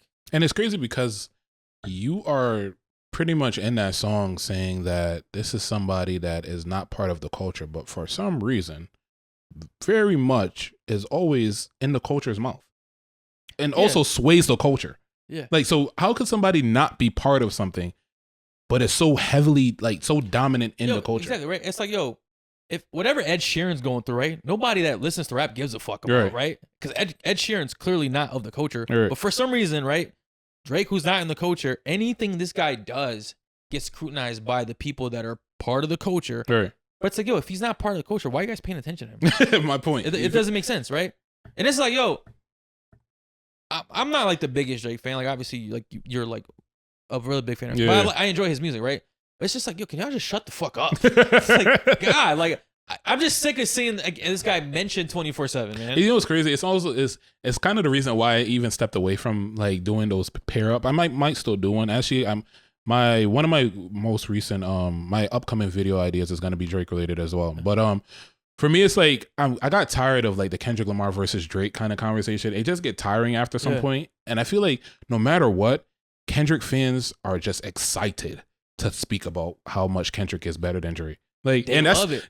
So much so that I knew that, and I went into it making videos honestly, so that way I could get traction. I'm not gonna lie to you. I've used that as a cheat code for content too. Yeah. Like, if you mention praise for Drake, the haters will come, and if you put any doubt on Kendrick's anything, the haters will come. Like for sure. It's easy to get interactions on content. 1,000%. But going back to the Drake's new song, right? So I was watching the live stream. I'm like, man, what is this, right? And I ended up like I was so bored. I got sidetracked, and I ended up forgetting completely about it. Of him, is he in the video doing anything? No, it's just of a warehouse. Like, oh, really? Yeah, nothing's going on. Nothing's going on. And then after, obviously, when you're staring at a still image for so long, you tend to like pick up on certain things that's like in the image, right? Okay. So like I'm looking at the image and I'm realizing like, okay, I see the trucks. It says Iceman on it. Whatever. Which has been rumored to be the name of his project. Yep. So then go off. I'm scrolling through TikTok, and then I ended up jumping back on, and I noticed that the camera angle changed. I'm like, all right, man, enough is enough. Well, how long is this like going on for? Bro, it's at least like 15, 20 minutes. Like I just think like a warehouse.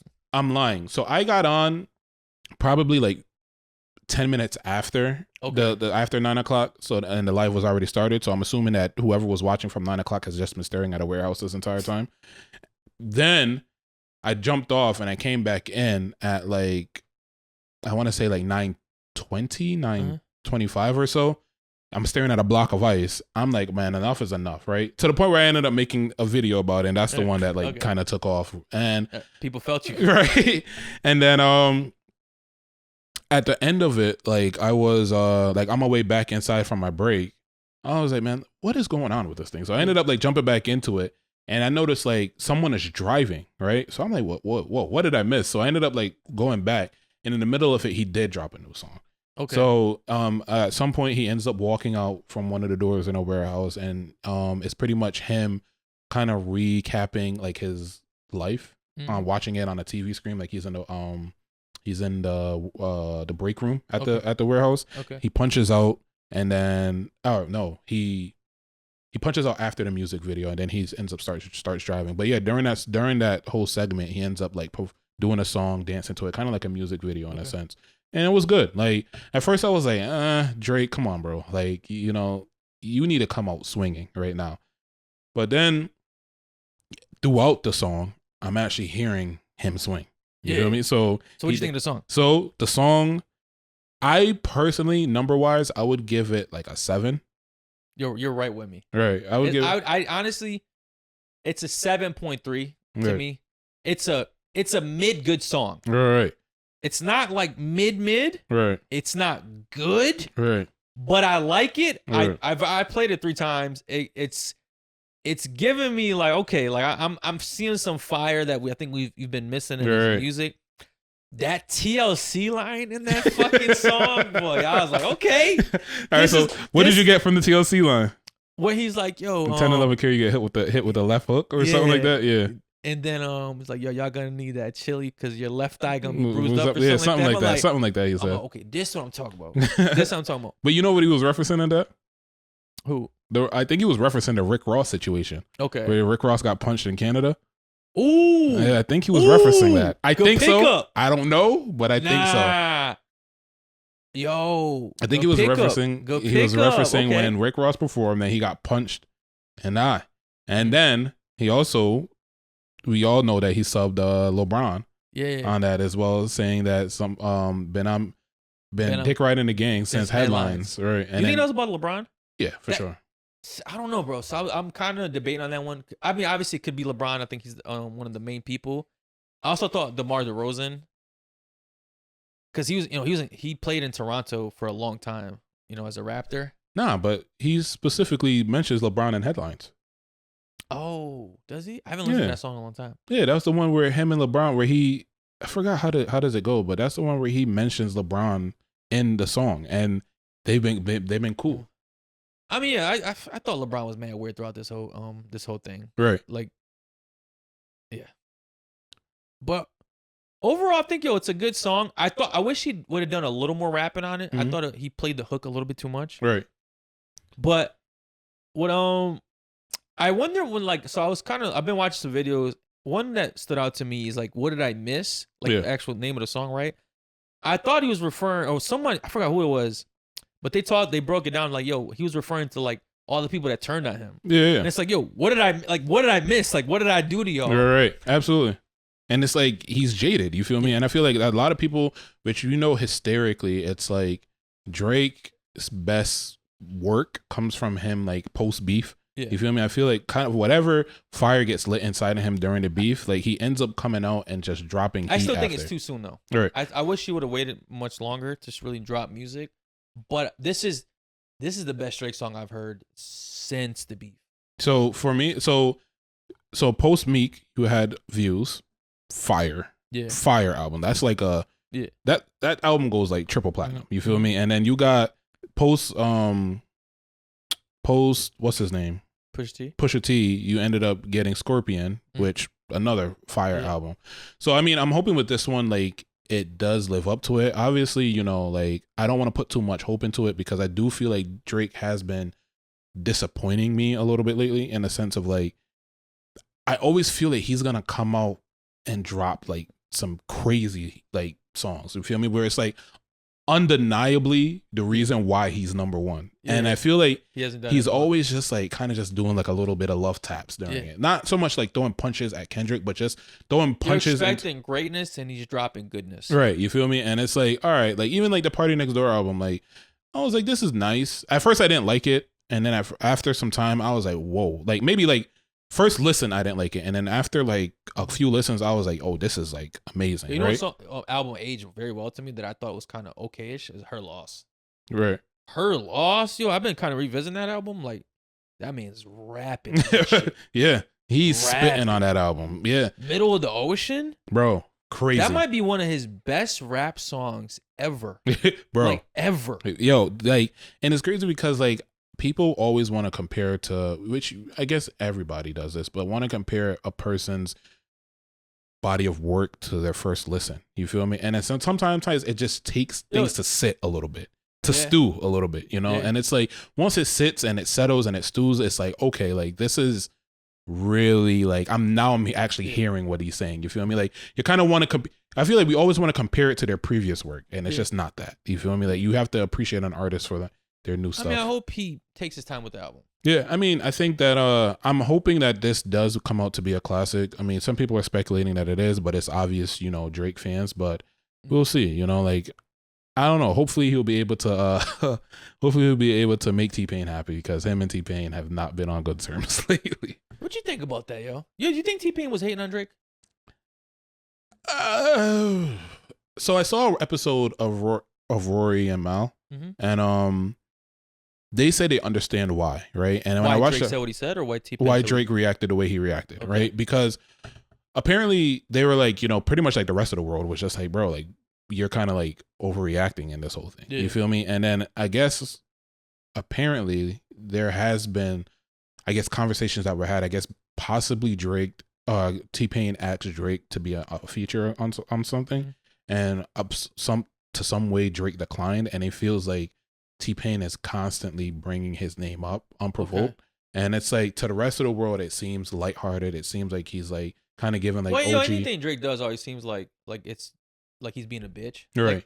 Like he's never justified. Right. Even never. Even when he has reason for saying what he says, like people are still like, he's being sensitive. Shut up, bro. Light skin ass. Yeah, like you feel me? So so from my understanding, from the angle that they're trying to pitch it is like, okay, T-Pain is kind of just throwing little jabs at Drake, or it's a little bit salty and is overcritical about what he does. What we typically do, right, in today's world is we'll see a clip and just run with that 10-second clip. That's a motion. Yep. So I'm like, yo, let me be better than y'all. Yeah. Let me go watch the whole video. Yep. So T-Pain went on the Crash Dummies podcast, right? Yo, congrats to y'all. Y'all killing it. That T-Pain on as a guest. Yeah. That's major. Crazy. Mm-hmm. So typically, I don't consider it hating, right? When an artist is asked something directly by the interviewer. Okay. Right? Like Pusha T did a lot of interviews as a recent, right? And he was asked by who was interviewing him about the Travis Scott beef, right? I don't think that's hating when if I'm interviewing and I ask like, what are your thoughts? Like you're not unprovokedly bringing someone up just to hate on them, right? That's my personal thoughts. Okay. Even though Pusha T, I think, kind of did it like on purpose because he went on like 3 platforms to specifically talk about that or to be asked about that. Okay. Another point. All right. So during the Crash Dummies podcast with T-Pain, right? T-Pain brings up Drake out of nowhere. Really? Yeah. It wasn't like they prompt him, right? Like Like, hey, what do you think on Drake? Whatever, right? Yeah. Like T-Pain just randomly said, like, yo, one thing I learned from Drake is about having a graceful exit. The only thing that kind of prompted it is they were asking him, like, yo, are you going to drop a new album? And he's like, man, nah. Like, I'm not dropping a new album. I'll drop EPs or singles and stuff like that. And then he's like, the reason why is like, I see what's going on with Drake. And it's like, yo, because he's like, Drake didn't follow his own advice of like gracefully leaving the game. He's being forced out. So I was kind of like, like you were kind of waiting to get that shit off. Get it off your chest. So I was like, okay, this is borderline hating because like, you just brought up Drake for no reason in an interview about you to talk about him in a negative light. It's like, okay, this is kind of. Which is exactly why like a lot of people are kind of just was confused. You feel me? Like I especially me, because I was like, why is it that so how I was introduced to it, I saw a video of Chubb saying put on that new T-Pain. So I thought he was paying homage. You feel me? Like, yo, another thing, sorry to interrupt you. Let's not act like T-Pain don't got bangers. T-Pain got bangers. A lot of Drake haters, or like, I'm sorry, not Drake haters, a lot of Drake fans are like now, obviously siding with Drake over T-Pain, but y'all are trying to play T-Pain in the meanwhile, and it's like, no. I think there'll be no T-Pain slander. I think the T-Pain slander is coming from like T-Pain. It just isn't getting spins in clubs anymore. No, for sure. But like people are saying like, who is T-Pain? Oh like, no, that's a different. Like, that's disrespectful. T-Pain's goated. Right. No, the thing is T-Pain. The problem is like they're trying to say that T-Pain isn't relevant. You feel me? And that's why Chubbs is like doing what he's doing. So I thought he was paying homage to him and like telling the DJ to play T-Pain because like for whatever reason. You feel me? But then enough videos of me seeing Chubbs trolling T-Pain and then funny. Seeing T-Pain response about, how he felt about the album being like, I guess, lackluster. You feel me? It was like, okay, I can see how this whole thing is kind of like just like, because obviously there's enough clips or a couple clips of T-Pain saying negative things about Drake or being overcritical of him, right? And the only way to debate that, right, by saying he's not here, it's like, all right, is there any videos of T-Pain praising Drake? Right. I haven't seen any. Yeah. So if you're only seeing one type of video, right, which is T-Pain being critical of Drake, I can see where Drake's coming from. Where it's just like, yo, this guy never says anything positive about me, right? Right. It's like, yo, it's one thing if you're like truly honest and not biased. It's like, all right, when you're doing something good, I'm gonna let you know you're doing something good. When you're doing something bad, I'm gonna let you know you're doing something bad. Right. But if you're never open about the good stuff, then only open about the negative stuff, it's like, yeah, this is hating. What do you feel about that in comparison to like what DJ Academics does, where DJ Academics is just fully like dick ride Drake? I think it's kind of embarrassing. I mean, do you feel like somebody that is, because to me, like T-Pain isn't, he's being critical, but he's not being like disrespectful in a sense, or being like, I guess, hating I feel like too much. Most shade isn't disrespectful. Okay. But then I feel like on the flip side, it's like you can get truth behind whatever a person is saying, even though it may not be 100% the truth, but there's some validity to that. You feel me? Versus like a person I want to correct myself. I don't think what T-Pain necessarily was wrong. Right. I think it was just came out of left field. Right. And I understand why some people are processing it as hate, because there isn't any documented things of T-Pain saying positive things. But yeah, he's got a good point, yo. Like, Drake did say he was gonna, try to gracefully leave the game, and what happened. And he did try to. Yeah, he didn't make an attempt. Like he was like, okay, like I'm just gonna take a break from music for a while. I'm gonna focus on my health. And immediately after, you had the Metro Boomin, Kendrick Lamar and Future song drop, right? Okay, so like right after that, just forced his hand in a sense, right? Yeah. And then that's obviously didn't play out in his favor, but he did. I remember him specifically saying, which I was disappointed of. He was like, yeah, I'm gonna take a break from music. It may be a year, but it may be even longer. And that was the last we heard up until that thing. And then he was like, all right, well, since they're saying something, I'm gonna do something about it. And I feel like now he's kind of in this rat race of like trying to maintain his legacy. Himself. You feel me? Because it's like, okay, if he had like shitted on them and like bowed out after, then it would have been one thing. But now, like if he bows out now, the last thing we know, he doesn't want to leave on an L. Exactly. The last thing we know is him losing to Kendrick Lamar. Yeah. And do we want that to be his legacy? Like he's been on the top for years. You feel me? So like, is the last thing that I want for my legacy to be known is that like I bowed out after I took a major L. Like, and then people are gonna start associating me leaving a game because I took an L. Yeah. Like no, so it's like I feel like right now he's just in a situation where his hand is kind of forced to make music. You feel me? Yeah. But so I don't know. It's a different. I don't agree with T-Pain 100%, but I can see where he's trying to come from. Where he's like, he thinks that Drake's last album was just you know, like it wasn't the greatest. Yeah. All right. Yep. Want to get into our game? Let's get into a game. All right. Surprisingly, you're a big Mary J. Blige and Keisha Cole fan. I love them. So I got a little bit of a matchup for you. Okay? Why is that surprising? I don't know. When I had asked you, like, who's your favorite R&B singer, like, it just, Mary J. Blige was not what I was expecting as an answer. Well, who did you think it would be? New Edition, Joe, Avant, I don't know, Chris Brown, Trey Songz. Okay. Those are all heavy hitters. But Mary J. Blige. Okay. Not my best song. My favorite song of all time is not either one of theirs, but favorite artist. All right, so I'm going to put Mary J's top 5 versus Keisha Cole's top 5. Okay. All right? So I'm going to go from 1 to 5. You tell me who takes each round. Okay. All right. Mary J, Family Affair versus Keisha Cole's Love. This is both their number 1 songs. Most streamed. Ever. I know who you want to go with. Sorry, Mary. I know it. You can. But I gotta go Love with Keisha. Love is like... Love with Keisha.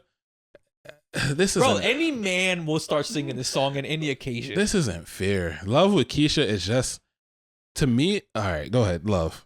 So, all right, Keisha takes first place. Yeah. All right, Mary J's "Be Without You," heavy hitter. I'm actually surprised this wasn't number 1. Versus Keisha Cole's "I Should Have Cheated."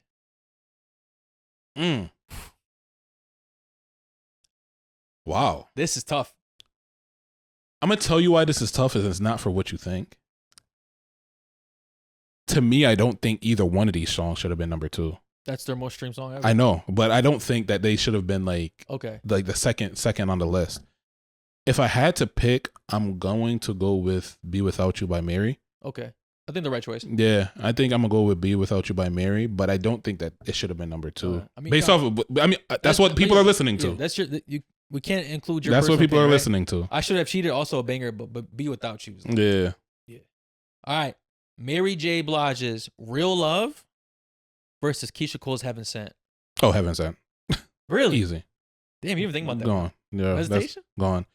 Real Love is good. It's a vibe. It's just too boppy. It's just not like it's not an everyday listen. Yeah. That Heaven Sent, that puts you in like when your mom that puts you like in a trance. Like Real Love is like when your mom has like the aux. Right, that's like at a cookout vibes, you know. Yo, 4th of July, there's exactly. I'm sure of it, right. Bro. Mary J. Blige's "Just Fine" versus Keisha Cole's "I Remember." I remember.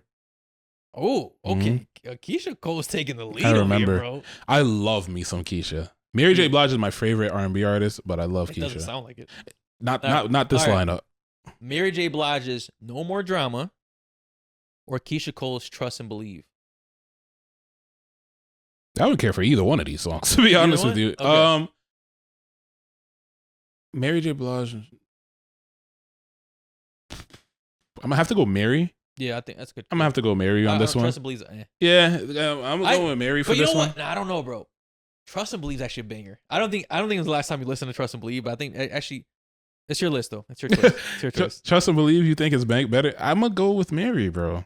I'm gonna go with Mary on this one. All right, I'm gonna do a bonus one. Oh, ooh. Okay. I love bonus rounds. No, this is their 6th most streamed song. All right. Okay. So Mary J's "Mary Jane" All Night Long, or Keisha Cole's "You Complete Me."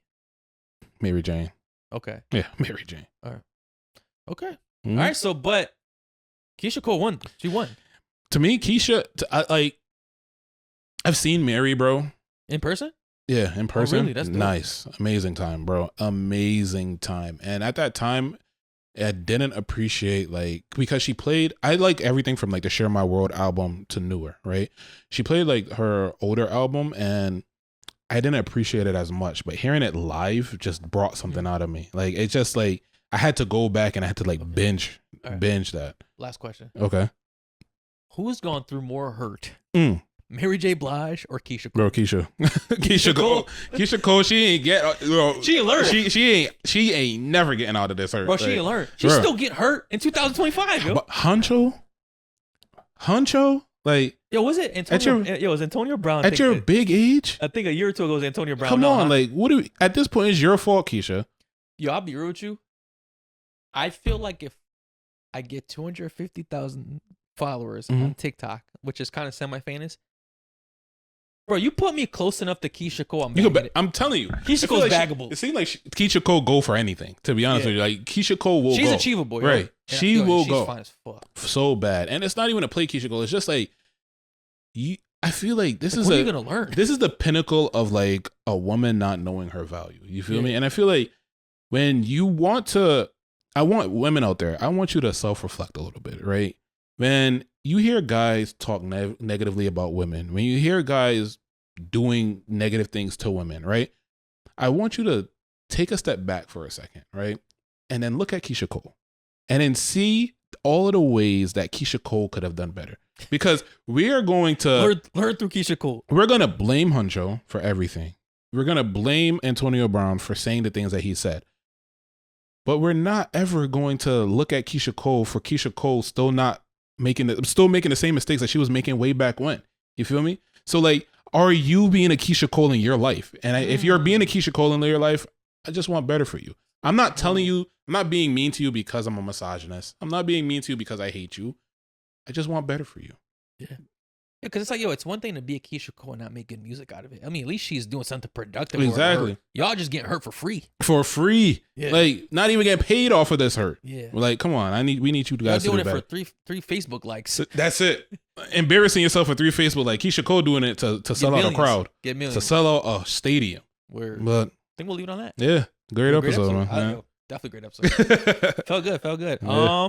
If y'all made it this far, make sure y'all drop a like, drop a comment, hit that sub button. Y'all let us know who y'all would have chose between Keisha Cole and Mary J. Blige. What do y'all think about Drake's new song? Let us know. We'll see you on next episode. Peace. Later.